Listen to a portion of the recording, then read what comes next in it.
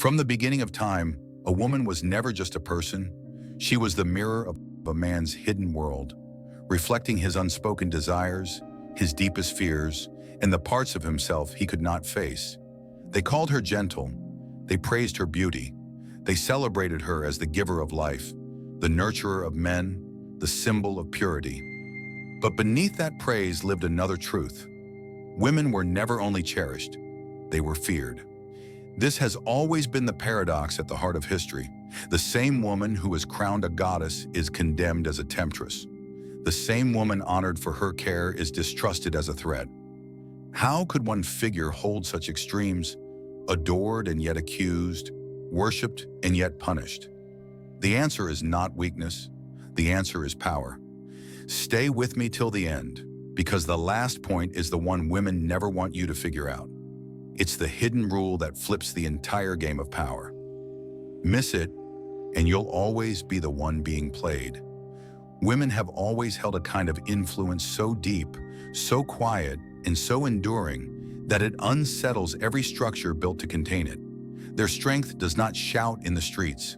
It whispers in the background, shaping families, bending relationships, guiding communities, and shifting the direction of entire cultures.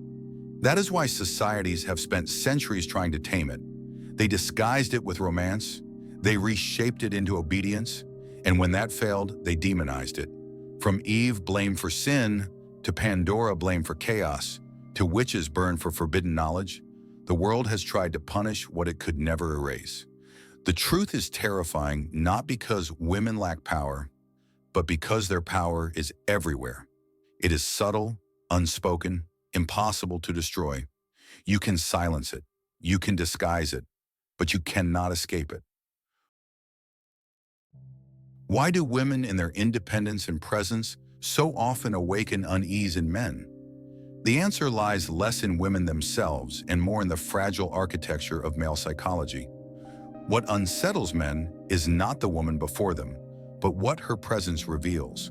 Consider the psychology of power. For centuries, men have been conditioned to equate authority with control. Control over land, control over resources, control over people, including women. When a woman no longer fits the mold of dependence, when she asserts her autonomy, she shatters this unspoken agreement. Suddenly, the man must confront a reality he cannot fully dictate. This is why rejection can feel so catastrophic to some men. It is not simply about the loss of affection. It is about the collapse of perceived dominance. A woman's no is not just personal, it is existential. It forces the recognition of limits, and for many that is terrifying. The workplace offers another mirror. How often are ambitious women described not as driven, but as intimidating? A man who speaks with authority is seen as confident. A woman who does the same is often branded difficult or cold. The bias is not accidental. It reflects an ancient fear that women, when unrestrained, reveal the fragility of male superiority. And so admiration becomes entangled with hostility. Desire mixes with resentment. Attraction is laced with fear. The terrifying truth is that women do not terrify men because they are dangerous. They terrify because they hold up a mirror to inadequacy, to fragility, to the insecurities men fight to bury. Their power is not brute force, it is psychological. It is the power to awaken what others desperately try to avoid. Emotional intelligence is the ability to read between the lines, to sense what is not said, to detect subtle shifts in tone, body language, or silence.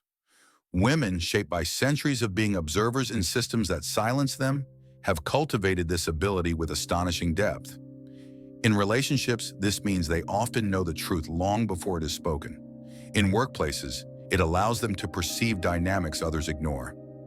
In society at large, it gives them an invisible influence, quietly shifting outcomes without needing overt control. This is why emotional intelligence can feel threatening. A man who dominates through aggression is visible, predictable. But a woman who influences through insight, she cannot be easily confronted. She is not wielding a sword but holding a mirror. She doesn't overpower, she reveals. And revelation destabilizes power more than violence ever could. Modern psychology confirms this.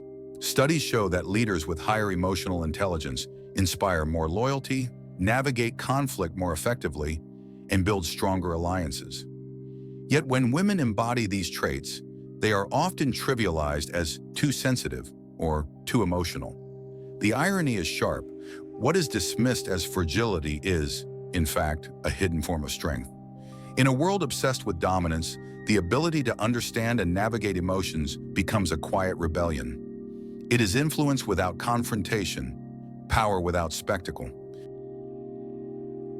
Carl Jung believed that what we suppress does not disappear, it waits.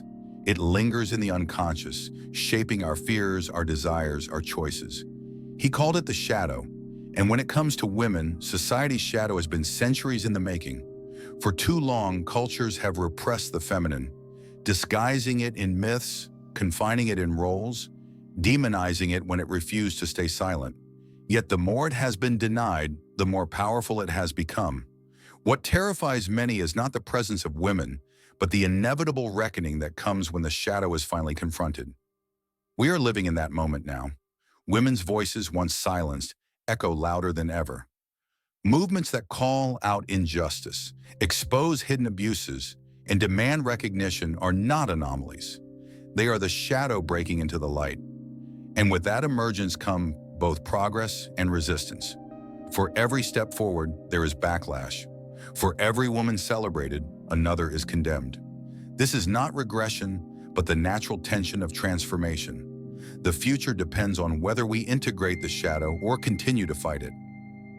Integration means seeing women not as archetypes, not as saints or temptresses, but as whole, complex human beings. It means recognizing that their power does not diminish men or destabilize society. It completes it. To resist this truth is to remain trapped in cycles of fear and control. To accept it is to evolve. Perhaps this is the most terrifying truth of all. The fear of women has never been about them.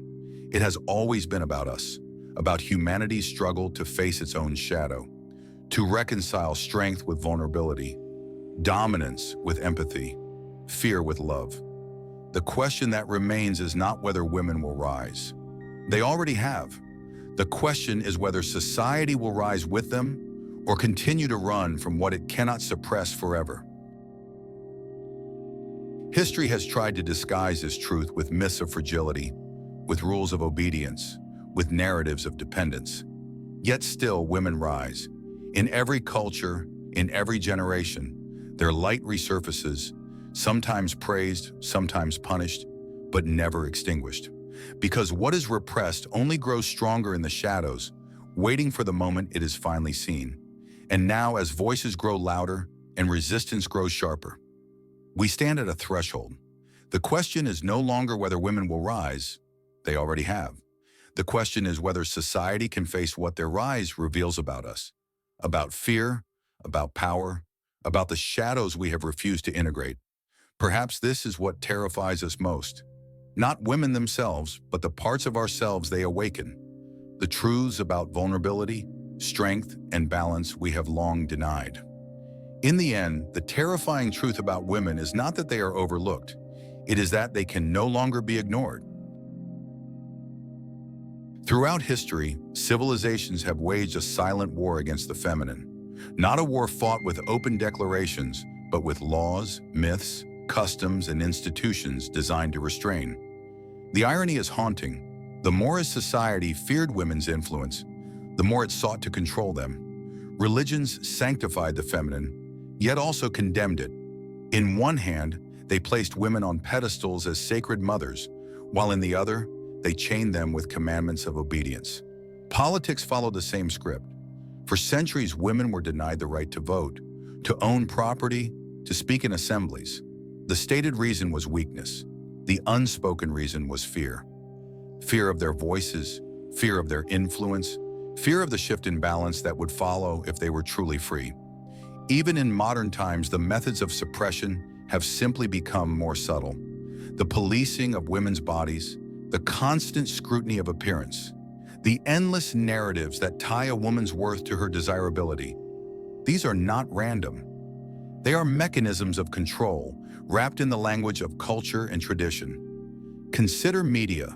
Women are praised endlessly for beauty, for youth, for their roles as caretakers. Yet the moment they step outside these roles, assertive leaders, outspoken critics, challengers of systems, they are vilified. The witch hunt of centuries past is now waged through tabloids, social media, and online outrage. This silent war is not proof of weakness, but of recognition. If women truly lacked power, there would be no need to control them so fiercely. The very fact that entire systems, religious, political, cultural, have been dedicated to shaping the image of women is evidence of the threat their freedom represents. And here lies the unsettling truth. Suppression is never about protecting women. It is about protecting power.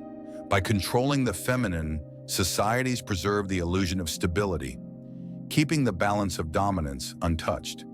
Yet in every act of control lies an admission that women hold a power so profound it must be restrained. The terrifying truth is not that women are fragile. It is that civilizations have always known they are anything but. Now you know the terrifying truth about women, a truth most men ignore until it's too late. If you don't want to be the one getting played, hit subscribe and stay ahead of the game. And tell me in the comments, which part of women's hidden power shocked you the most?